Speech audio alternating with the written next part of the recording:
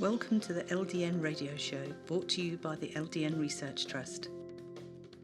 I'm your host, Linda Elseygood. I have an exciting lineup of guest speakers who are LDN experts in their field. We will be discussing low-dose naltrexone and its many uses in autoimmune diseases, cancers, etc. You're invited to join us on air, asking your questions by calling in on the local rate phone numbers in the UK and the US, which can be found on ldnradio.org. Thank you for joining us. Today we're joined by psychiatrist Dr. Mark Shukhman, who practices in the suburbs of Chicago.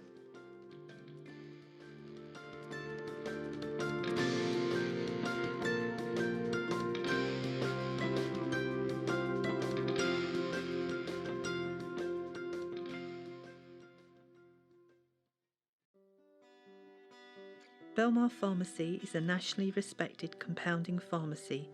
They compound low-dose naltrexone, LDN, bioidentical hormones, and custom amino acids and mineral blends.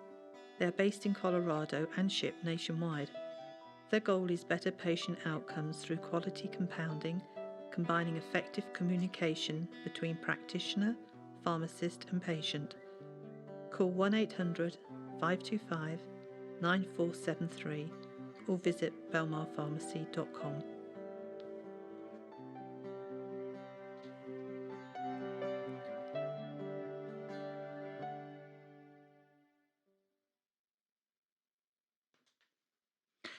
Well, thank you for joining us, Mark. We've got a very exciting program here today. Thank you very much for inviting me. I would be very happy to participate in this program. I was listening to to what you said before, and I'm so happy we'll not be talking today about cancer. We'll be not talking today about many bad things, but we can talk about psychiatry. Mm-hmm. Well, even if somebody has a cancer or somebody has a chronic physical illness, they frequently end up in my office. For some reason, people believe that if somebody has a big illness, it's okay, it's normal, it's expected to be depressed, to be anxious, to lose hope, not to have energy, not to sleep. And it's frequently not the case. Frequently, the mental condition is joining the big illness. And the sad part is that it's frequently treated. Frequently people can feel better, but for some reason they don't want to do it. They think it's okay. And partially my interest in coming forward and talking about low-dose naltrexone and psychiatry was because I was trying to address these people with chronic medical illness and to tell them that yes, LDN can do not only miracles for your condition, but also for your mood, anxiety, sleep, sex, appetite, energy level, memory, and not having mental fog, and some other things. So I probably said enough. No, carry on. I'll be happy to join your conversation. Mm-hmm. So if somebody comes into your office with, let's say, Crohn's disease, and they're feeling very down and depressed, they're going to the toilet too often, they're probably bleeding, losing weight, all of those things obviously would cause a person to be anxious and depressed. And when you're not able to do what you used to do and have that taken away from you is upsetting, whatever condition you've got. What would you say to that person in your office on the first visit? Well, it's normally very difficult to convince a person who goes through all these troubles that no, it's not normal to have this bad mood. It's not normal to feel what you feel. Yeah, partially it's normal. They lose mobility, they lose friends, they lose life. And yeah, as a reaction, as an initial reaction, it's a normal thing. But after a while, most of the people are adjusting to the situation. My one of the favorite saying is, even in jail, not everybody is depressed. So if brain works as it's supposed to work, it will eventually adjust to the condition. And yes, you cannot do these things with your illness, but there are a lot of other things you can do. Yes, you cannot enjoy what you used to enjoy, but let's find out what you can enjoy. So if you're asking me what I'm doing in the first appointment, I almost never say you have depression.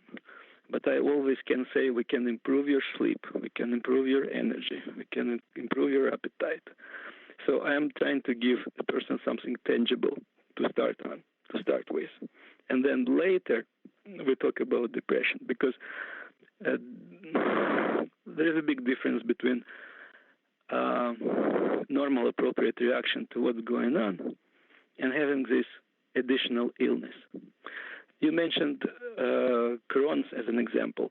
Actually, Crohn's is very commonly associated with depression, even between flares. And the best evidence that these people often have two illnesses is that they get better when depression is treated. Antidepressant is not a magic, it's not a drug for good mood. It's not a drug that people can take and feel good for no reason. They just don't get stuck with thinking about illness all the time. They're not preoccupied with illness all the time. They are more flexible in their thinking. They come up with some solutions that they didn't come up without a medication. So probably everybody who is not doing well and has a big illness should think, is depression is something that I have on top of my illness? Because depression is treatable. At least it's easier, much easier treatable than the big illness that many of the patients have. I'm sure that people listening at home would find that very reassuring, Mark, because when you feel that way, it feels as though there's no end to it, isn't there? And do you prescribe LDN as a first-line treatment, or do you try other things first?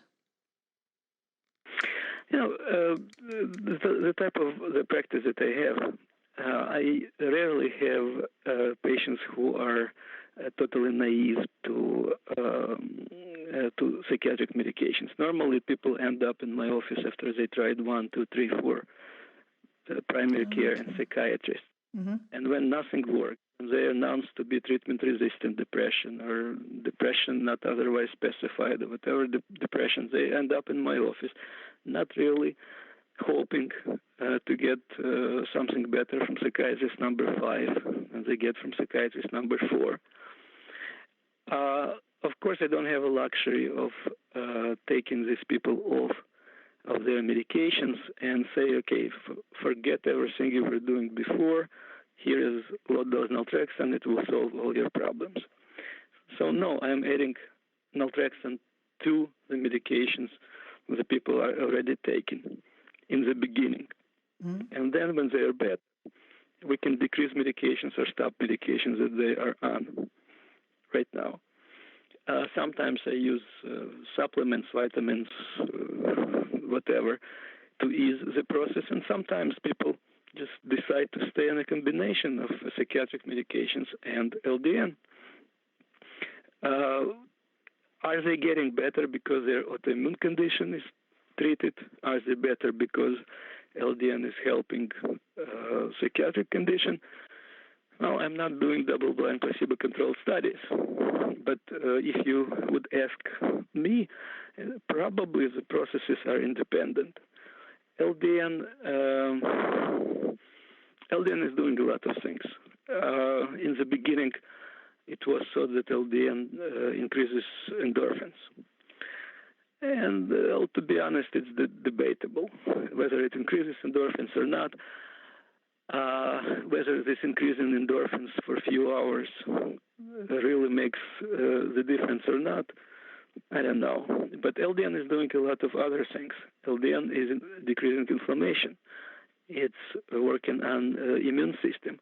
And we know very well by now connection between inflammation and depression, inflammation and anxiety, inflammation and other things. LDN specifically works in this toll-like receptors, number 4 in glia. It's the cells in the brain that support brain cells. And this mental fog, brain fog, is one of the evidence of this inflammation. So is depression getting better because this inflammation goes away? I don't know. It's very possible. LDN actually has a direct effect on dopamine receptors, and depression caused by dopamine receptor dysfunction is very well described. I can spot these patients among my depressed patients. So these are probably very important mechanisms by which LDN is helping depression. So not only people get better because their illness is better, but also because it is treating depression specifically. Mm-hmm. We do have a question from a lady called Hazel. She says, how can I give myself a lift? I don't suffer from depression per se, but do get irritable easily. I follow an SCD diet and take 3 milligrams of LDN for Crohn's. What can I do to help psychologically? Maybe increase or decrease the LDN. What is your advice? Let me make sure that I understood the question already. So this lady is taking LDN already for Crohn's. Yes. Yes, and she doesn't feel very depressed, but she feels irritable. Yes. Yeah? She says she gets irritable easily. Mm-hmm. And what is her question? What can I do to help herself psychologically? Should she increase the LDN or decrease the LDN? What she's asking is the 3 milligrams right for her since she gets irritable easily? Okay. So there's no simple answer to this question. And what I would do in your case, I would try to take a little bit more LDN. I will try to take a little bit less LDN and see what is happening. I would like you can divide LDN in 2 doses. You can play with the time you take LDN. I'll tell you why I cannot answer this question directly. You are talking about increased irritability. There's so many reasons for increased irritability. It can be sleep deprivation. And LDN, if you take it before bed, it can, I wouldn't say disturb your sleep, but change sleep architecture. And for some patients, it becomes curative because one of the treatments for depression is sleep deprivation. People can get manic when they're sleep deprived. So you might be irritable because your sleep architecture changed. In this case, move naltrexone from nighttime to morning time, at least to try. It's possible that LDN is activating you too much. Then try to split the dose. It's possible that this irritability is a part of depression. Now, when a psychiatrist says depression, it often the psychiatrist means something else that people in real life. Sometimes you can say my favorite football team lost and I was so depressed for a few hours. Well, we say you were not depressed, you were upset, you were unhappy.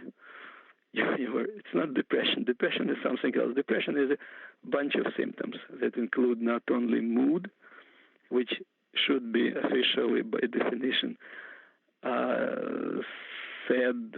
said more days than not for about 2 weeks. You have problems with anxiety, preoccupation with negative. Sleep can change. You can sleep more or less. Appetite can change. Energy level can change. This is what we call depression in psychiatry. So you don't have to be actually sad to be officially diagnosed with depression. And maybe irritability is part of this depression. Maybe irritability is part of activation from some other medications you are taking. Maybe you are bipolar. So unfortunately, it's very difficult to give specific advice in this case. But one of the advice that is never wrong, play with naltrexone. Naltrexone is a very safe medication, and nothing will happen to you if you try a little bit more, a little bit less. If you go above 5-6 milligrams, probably this is no longer a low dose naltrexone. But low dose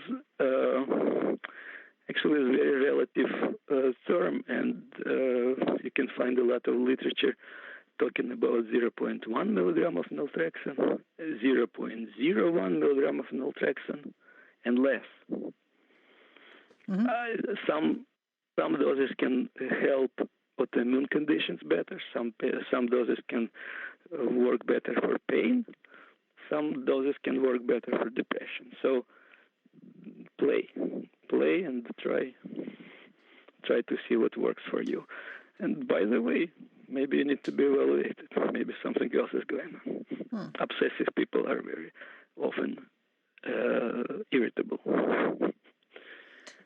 Thank you for that, Mark. And we have another question here from a lady called Donna.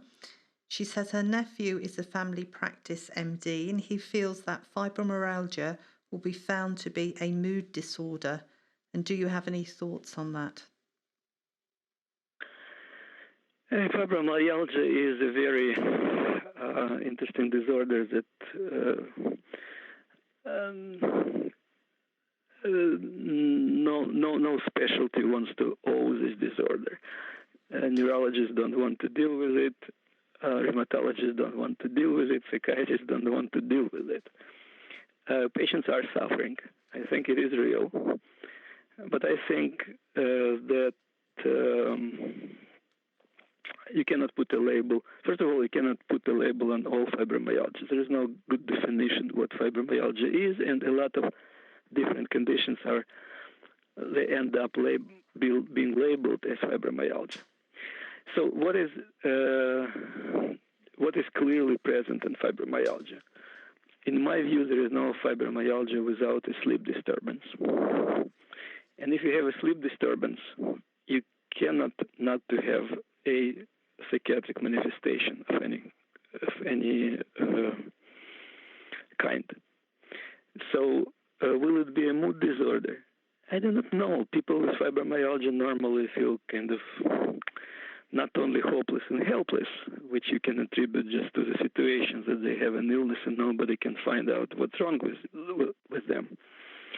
Not only because of chronic pain, but my guess they normally are flat.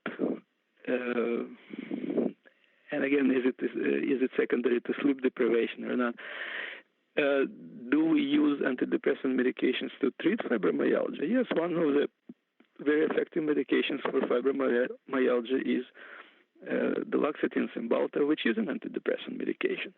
Is it because this medication has noradrenergic activity and it helps pain, or because it directly addresses mood problem? I do not know, but it works. Patients with fibromyalgia who ended in my office, very rarely they don't take an antidepressant. So somebody before me was thinking that the person is depressed. Is this a reaction? Or what I can tell you that just treating depression will not treat fibromyalgia if it's real fibromyalgia. Mm-hmm. So probably this is not one of the mood disorders. But yes, mood disorder is a part of fibromyalgia that has to be treated.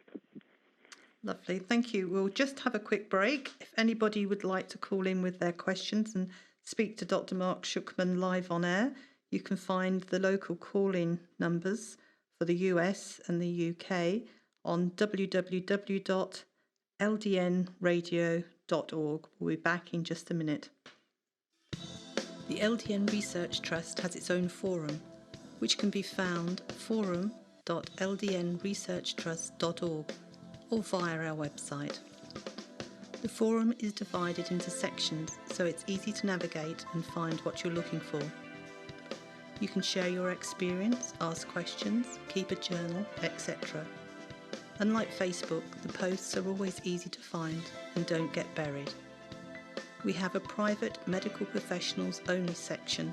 To find out more, please email me, linda@ldnrt.org.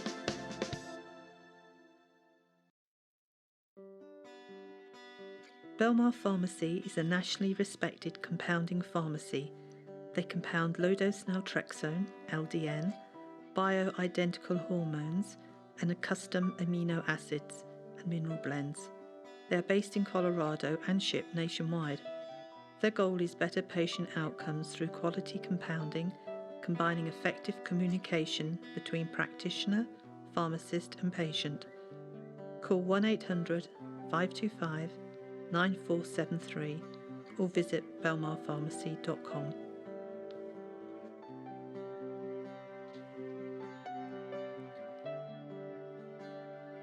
Welcome back, Mark. We have another question here for you from another Linda. And she says, How do you know if what she says I call normal depression, say after following surgery and pain limitations, and depression that needs treatment? It's a difficult question. And if this is the first depression in your life, if you did not have depression in your family, history is not significant for depressions in the family. Depression, anxiety is a variant, obsessiveness is a variant. So if this is the first time you're depressed in your life, okay, relax and wait. You can wait and you can see what's happening. But if your pain goes away, if it's already a month or more after the surgery, and you still are pessimistic, guilty for no reason, worrying, cannot sleep, don't have energy, are preoccupied with your illness or with anything else, then maybe you have a depression. There are some bigger criteria for depression, but the biggest question is if after a reasonable time you're not feeling bad, should you wait longer? Yeah. Her question goes on. She says, I was so much better on LDN and gabapentin for fibromyalgia until I had major back surgery. Since then, I've been taking pain pills for 4 months and my husband has noticed I am depressed. But I wonder if it isn't normal to be depressed after such a surgery, and she's got in brackets, combined with family issues. And at what point does it become a problem that needs treating? Let me stop and comment a little bit about, I had a big problem, surgery, my medical problems, combined with family problems. So it's always the biggest problem. Is it a new stress, or you just realized that you cannot tolerate this stress anymore? You lived with somebody who didn't have big problems before, or you were able to tolerate these problems before you had worsening, because your ability to tolerate this stress or take this crap anymore is exhausted. So when, and people normally, this is how our brain works. We become depressed, but the brain needs some explanation. We're rational people. We want to know why am I feeling differently, what is happening to me. And people always can find some reason why they feel depressed or unhappy. Lately, a lot of my patients are still telling me they are still depressed or drinking more or don't want to get pregnant because Trump won. A little bit before that, even a few years ago, an old lady she couldn't explain why she's depressed. Nothing was going on in her life. She lives alone, she has normal income, and she became depressed. And I asked her why. And she said, oh, because 9/11, because what happened? It was many, many years after 9/11. But our brain is trying to explain to us why we are depressed or anxious or worrying or preoccupied. And in your case, if something is going on in the family, well, this is why I am depressed. But there is another aspect. You moved from low-dose naltrexone, which is an opioid blocker. Yeah, it doesn't block opioid receptors for a long time, but it blocks opioid receptors. It makes opioid receptors more sensitive. And you are now on opioids. So, first of all, you're no longer on LDN. You're on opioids. So you switched your drug to the opposite, from blocking receptors to satisfying receptors. For some people, opioids are antidepressants. And this is clearly true. For some people, they feel dysphoric. Your receptors are now sensitive. And when you switch to opioid medications, it's very possible that your receptors are reacting this way. When you are on opioids and they don't give you enough of opioids and your receptors are sensitive, you go from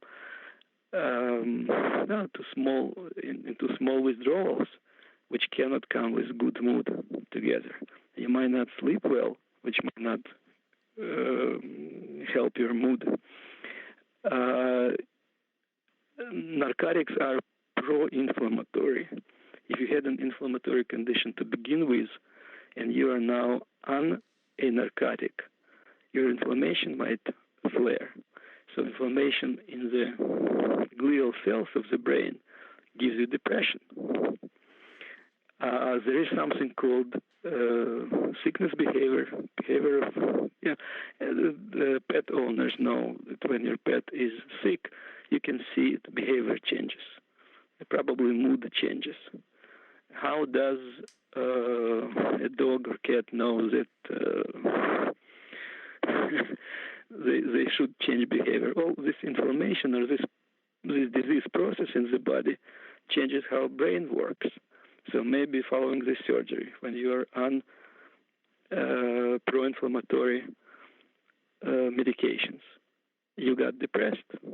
So in your case, treat your depression. If you are in doubt, treat your depression. After so many pills that you took for your illness, after so many things that happened to your body during this surgery, then why are you afraid of an antidepressant medication? It's a big question when to start treating depression. If you think your reaction is appropriate, you can wait. How long to wait? I do not know what are the expected lengths of feeling bad. It depends on your stress at home that doesn't go away. It depends on your pain that doesn't go away. Will you tell yourself, I will wait half a year? What if after half a year you're not better? You will start treating yourself half a year later. Why? If essentially taking these medications doesn't cause big problems, to be honest. And of course, I cannot say legally, I cannot say they're harmless. But in practical life, probably harmless.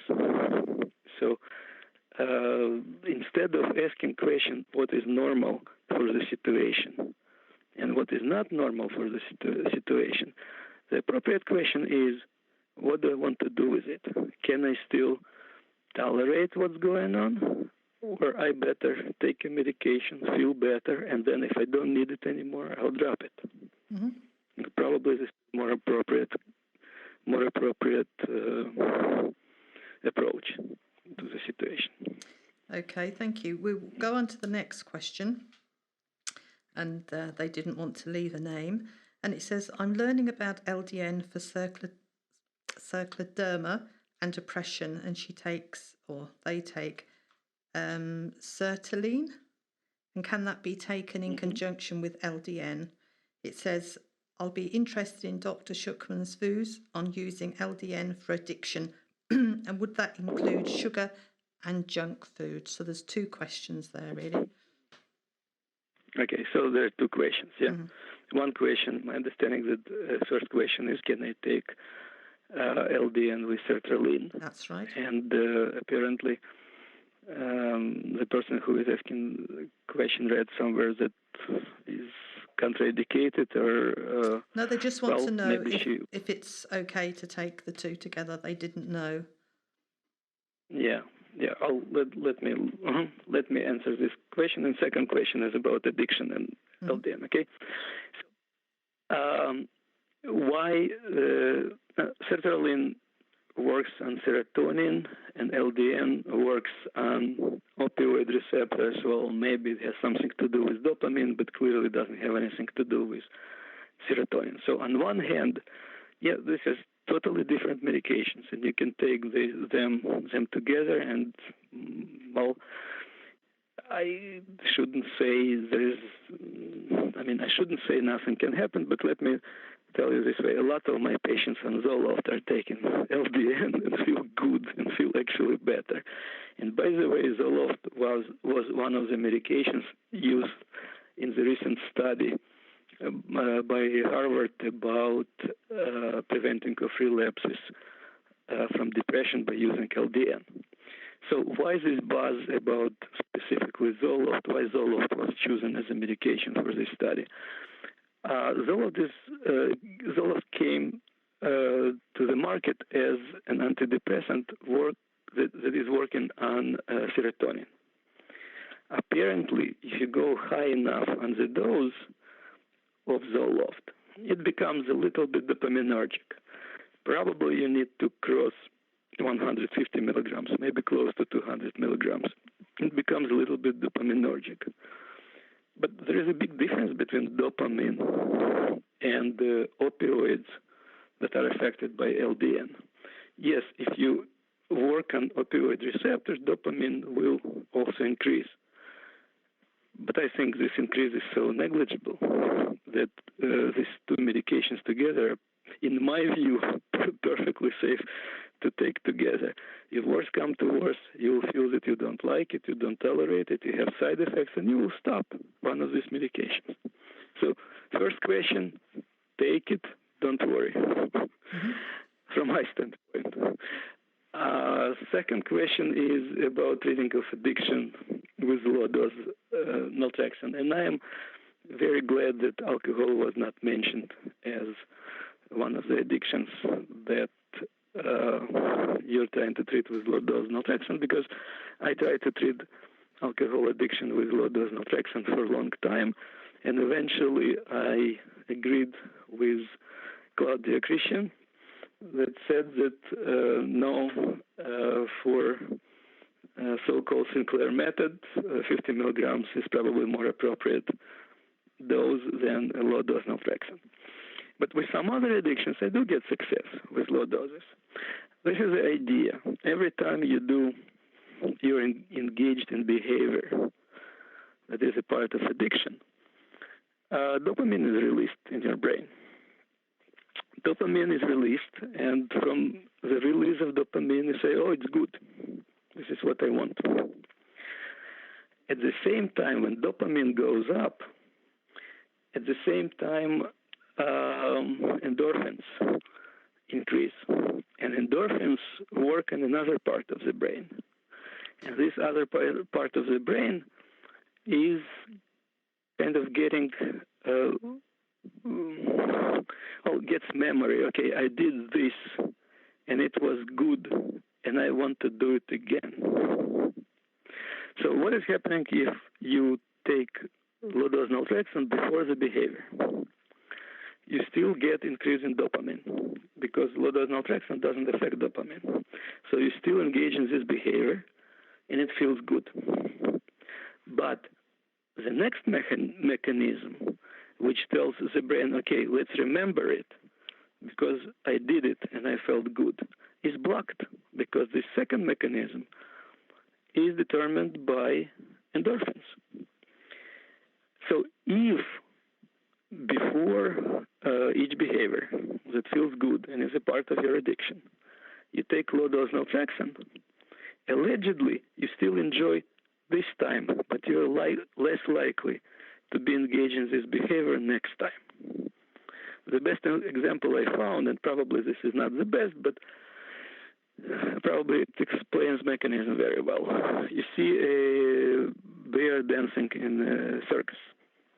Why this bear is dancing? Because you give him a treat. So what's going to happen if you stop giving this bear a treat?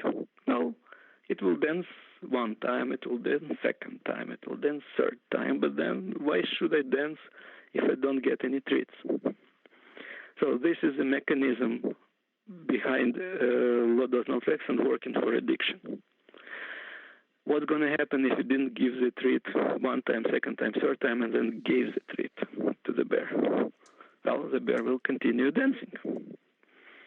So the most difficult part of this treatment is to take naltrexone every time, and to take naltrexone in the right dose, right timing, before the addiction, before the process of addiction. Otherwise, you can enhance addiction, not extinguish this behavior.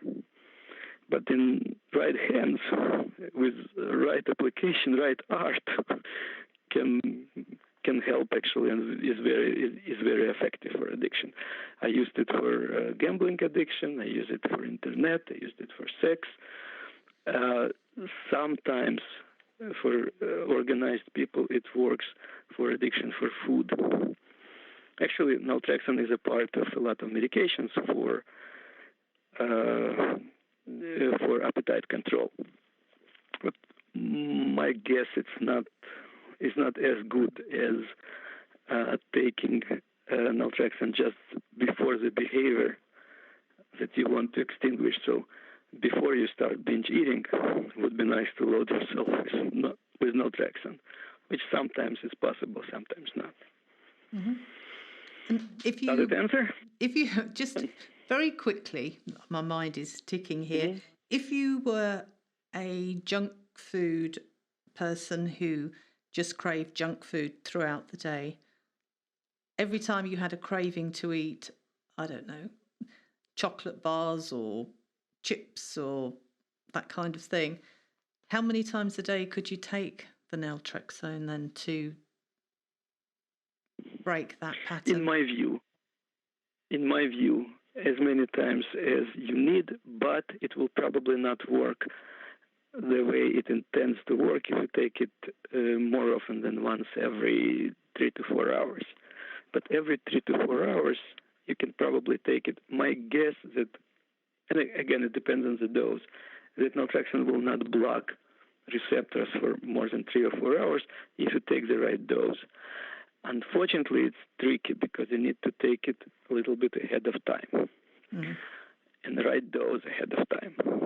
So what do? You just wait and you tell yourself, I will eat this donut in 2 o'clock 15 minutes, 2:15, and I don't need to, and I cannot touch it now. Well, if you have this willpower, don't touch it. Now, what's going to happen if you take naltrexone and you don't take a donut? Or what happens? And by the way, to make it work, you need to eat this donut. If you're avoiding eating donuts, the system will not work. This is one of the obstacles why this method didn't become a mainstream method for alcoholics, because in this case, the doctor should tell the patient, take naltrexone and go ahead and drink. Yes. So officially, the doctor cannot say, at least in the United States, the doctor cannot say, go ahead and drink. Okay. But otherwise, this method doesn't work. Okay? Well, we're just going to have another quick break, and then we'll come... Yes, theoretically, this is right. Quick. Uh-huh. Mm-hmm. Do you want to finish what you were saying?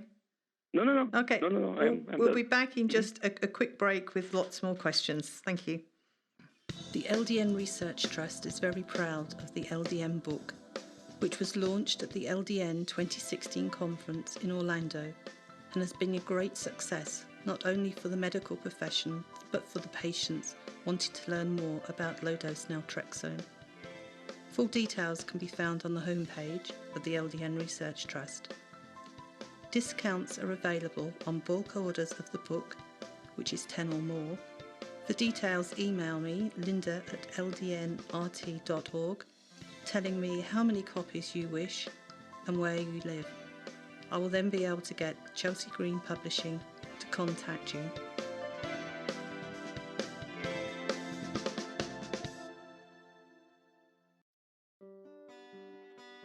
Belmar Pharmacy is a nationally respected compounding pharmacy. They compound low-dose naltrexone, LDN, bioidentical hormones, and custom amino acids and mineral blends. They are based in Colorado and ship nationwide. Their goal is better patient outcomes through quality compounding, combining effective communication between practitioner, pharmacist and patient. Call 1-800-525-9473 or visit belmarpharmacy.com.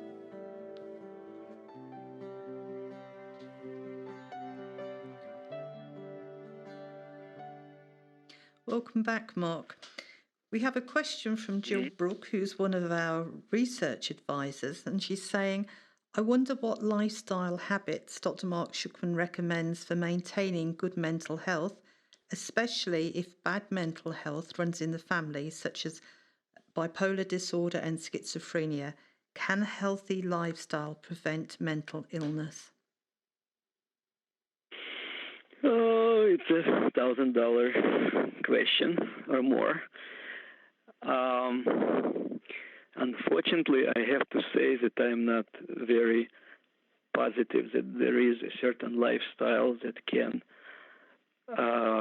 prevent you from having a problem or relapse, especially if you have a family history. If you have a family history, you have probably genetic predisposition for that. What I can say, what can help, so clearly having good sleep hygiene, having good sleep can help. Tons of research is linking sleep deprivation, poor sleep, with a manic episode, with a bipolar illness, having sleep apnea probably doubles, triples, quadruples your risk of having an episode. And many people don't know that they have sleep apnea. Many people think that if they fall asleep right away, then it means, and don't wake up at night, that it means that they have wonderful sleep. The question that I ask, how do you wake up? Do you feel refreshed in the morning? So if you don't feel refreshed in the morning, you need to do something to your sleep. Otherwise, your risk of having a mood episode is increasing. Sleep apnea is increasing likelihood of anxiety episode, of attention deficit, and so on, so on, so on. Food-wise, most of the websites are telling you not to eat fat and proteins and stay. Well, healthy food, in my view, healthy food doesn't mean salads only. In my view, healthy food doesn't mean fiber only. Actually, if you would, if you remember Disney movies, how do they depict a good fairy? A good fairy is plump. I never saw a good fairy who is thin. So probably having low cholesterol doesn't help not to have mental illness. Having too high of cholesterol is another problem. You can develop dementia eventually, but too low, I wouldn't say it's the right thing. So now we're talking about before we talk about vitamins and supplements, hormones. I started helping people by adjusting their hormones a few years ago, and I have wonderful results. I see that sometimes adjusting patient's hormones help much better than antidepressant medication, much better than anti-anxiety medication, much better than sleeping pill. People feel younger, people feel better, people are less likely to develop a mood episode, actually connection between estrogen, progesterone, whatever, and bipolar illness is very clear. Having postpartum depression, which is just an evidence of hormonal disturbance, is one of the biggest risk factors for being diagnosed with the bipolar disorder later on. Or if you have a bipolar disorder, you're very likely to have postpartum depression. So adjustment in hormones are very important. Looking at thyroid is very important. The way thyroid is treated in official standard medicine is just unacceptable. They're confusing two fundamental things. They're confusing normal level with optimal level. They're confusing these levels were established 150 years ago just by measuring blood level in a lot of people, and nobody asked them how you feel. The only exclusion was, do they have Graves' disease or not? Do they have thyroid or not? So this can help you not to have an episode of mental illness.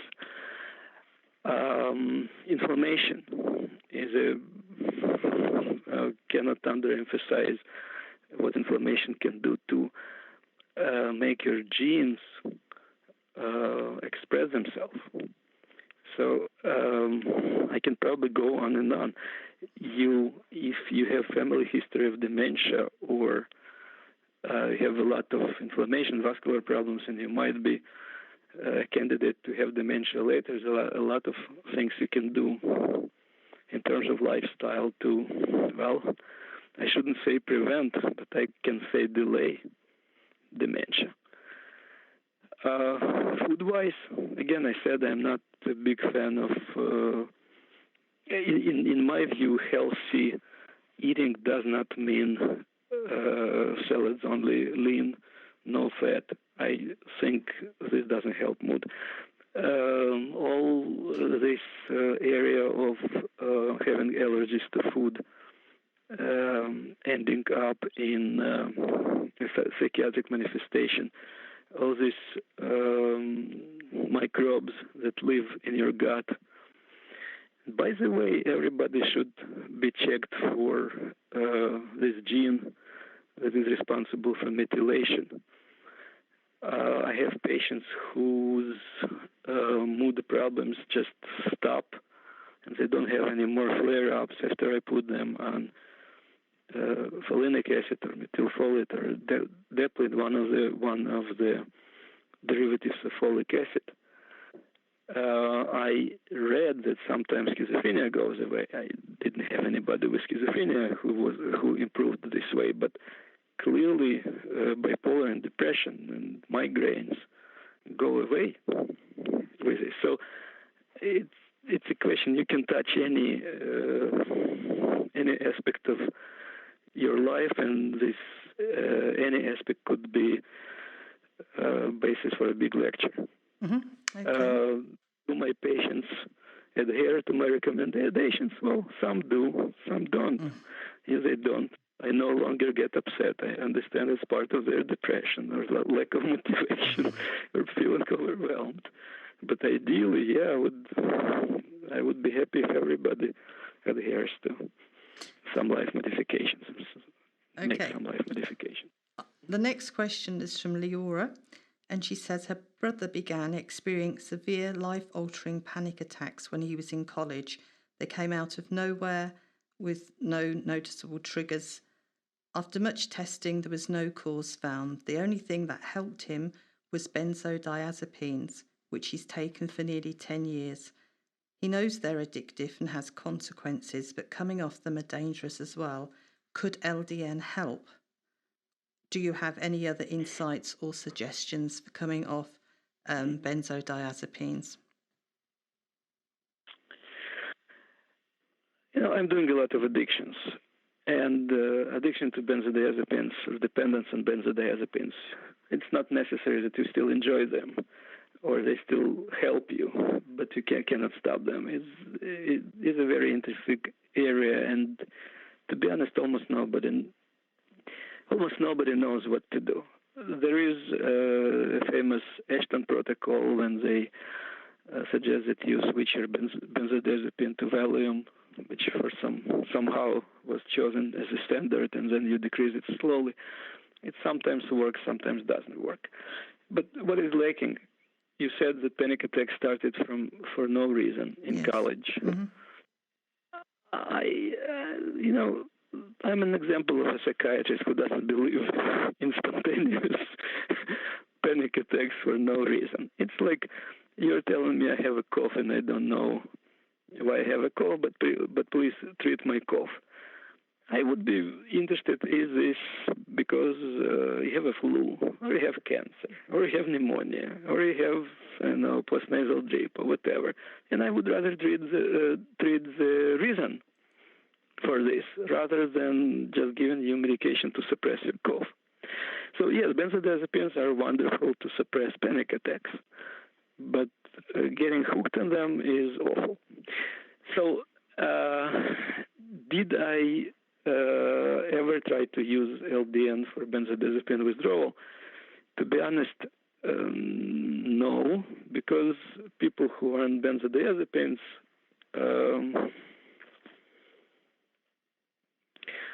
they're not easily willing to take something unknown, something to touch another receptor. Maybe I should look into it. What I know for sure that this question was very typical. I know I need to stop my benzodiazepines, but this is very dangerous.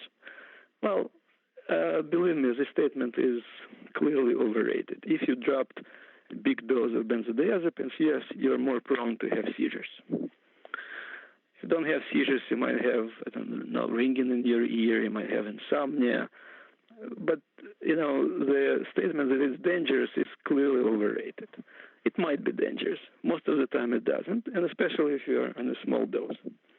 What LDN can help you with, probably if you take LDN before your benzodiazepine, probably half an hour before, it might decrease this link in your brain that when I take benzodiazepine, I feel better, and I'm not afraid, and everything will be fine. And so try this. Try take it before your benzodiazepines. Can you mix them? I don't see any reason why you cannot mix them. But it's probably not the main medication for benzodiazepine withdrawal. Okay, yeah. I think we will have time for one more question.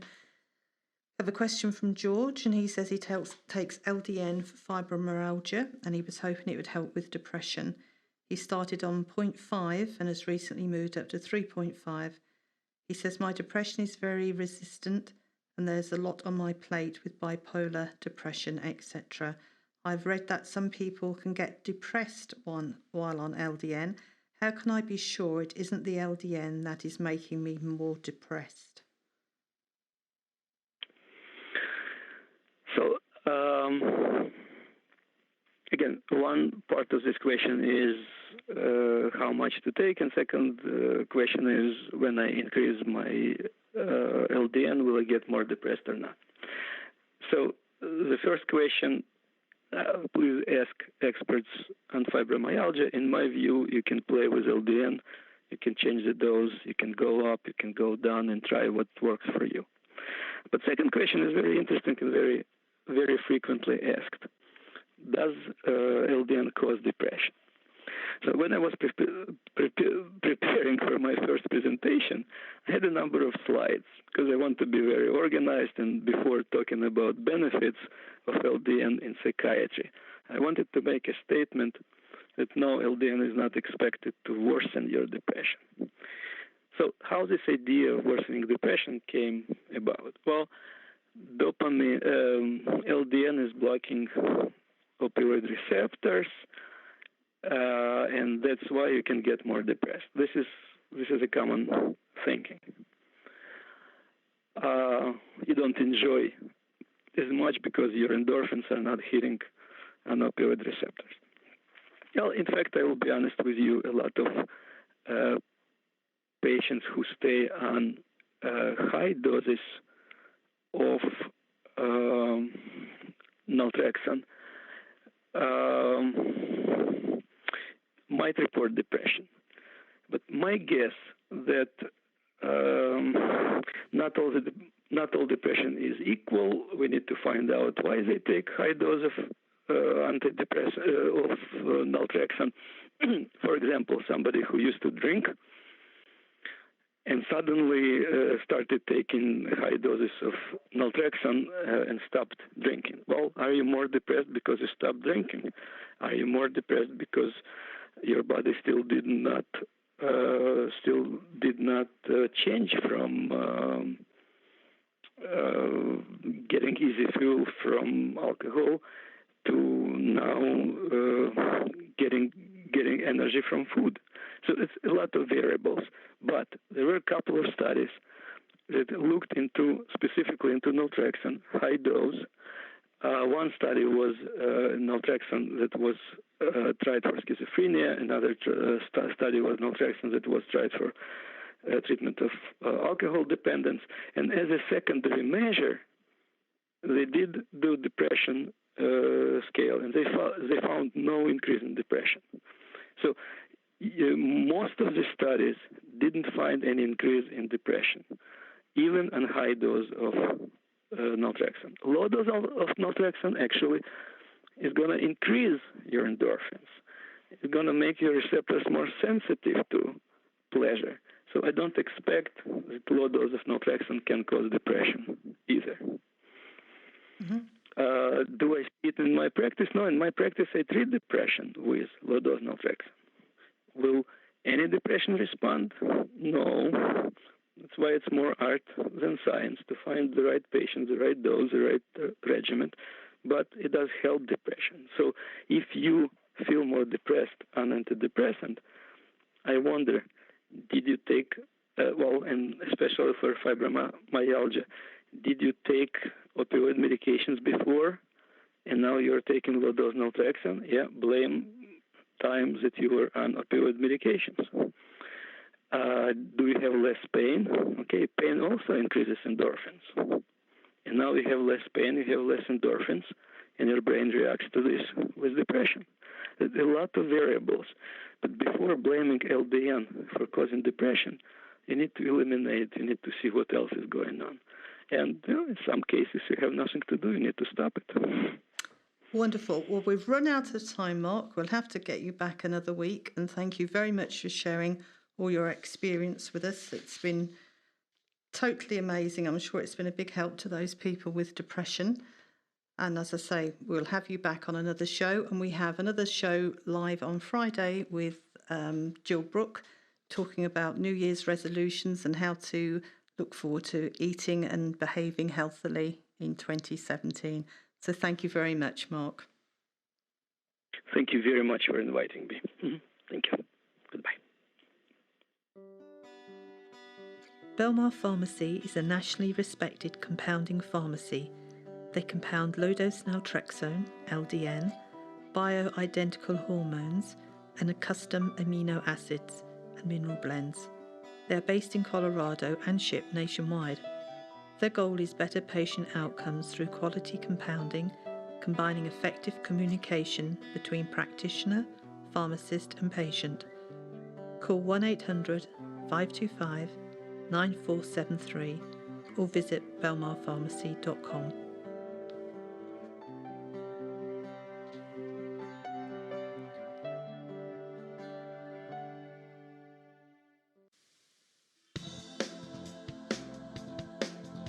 Any questions or comments you may have, please email me, Linda, Linda, at ldnrt.org. I look forward to hearing from you. Thank you for joining us today. We really appreciated your company.